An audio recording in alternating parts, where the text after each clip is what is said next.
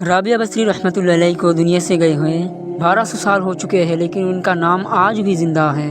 رابعہ بصری نہ کوئی شہزادی تھی، نہ ملکہ تھی، نہ کوئی وہ خوبصورت تھی، نہ کوئی خاندانی تھی، بلکہ عورت ہونے کے لحاظ سے ہر عیب اس میں تھا۔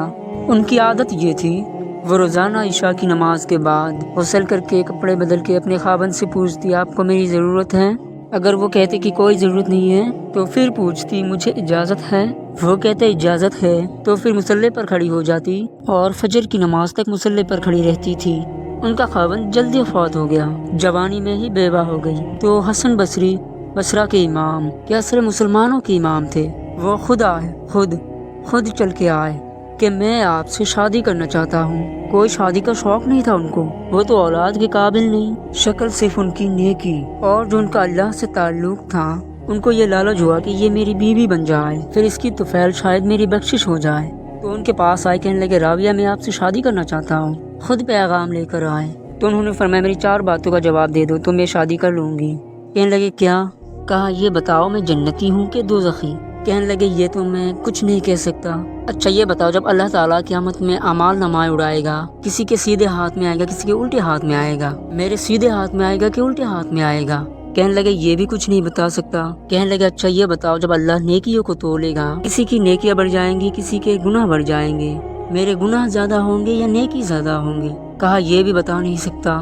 کہا، اچھا یہ بتاؤ، جب لوگ پل صراط سے گزریں گے، کوئی پار نکل جائیں گے، کوئی نیچے گر جائیں گے، تو میں پار نکلوں گی کہ دوزخ میں گروں گی؟ کہنے لگے، یہ بھی میں بتا نہیں سکتا۔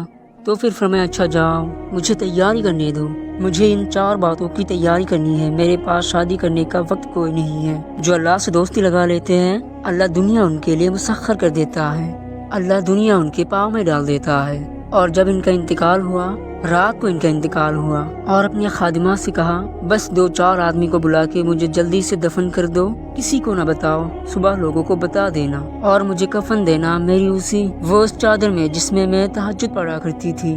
تو انہوں نے راتوں رات دفن کر کے صبح اعلان کیا، شور مچ گیا، ہائے کیوں بتایا کیوں نہیں؟ تو اگلی رات ان کے خادمہ نے ان کو خواب میں دیکھا، سبز لباس پہنا ہوا، حسن و جمال صورت چہرے پہ چمک رہا۔ پوچھا، آپ کے ساتھ کیا ہوا؟ کہا، میرے اللہ نے میرے ساتھ بہت عمدہ معاملہ کیا۔ کہا، آپ کی وہ چادر کہاں گئی جس میں آپ کو کفن دیا تھا؟ کہا، وہ اللہ تعالیٰ نے اتار لی ہے اور مجھے جنت کا جوڑا پہنایا ہے، اور اس چادر کو اللہ نے سنبھال کے رکھا ہے، جب قیامت کے دن میری نیکی کو اللہ تولے گا تو اس چادر کو بھی اس میں تولے گا۔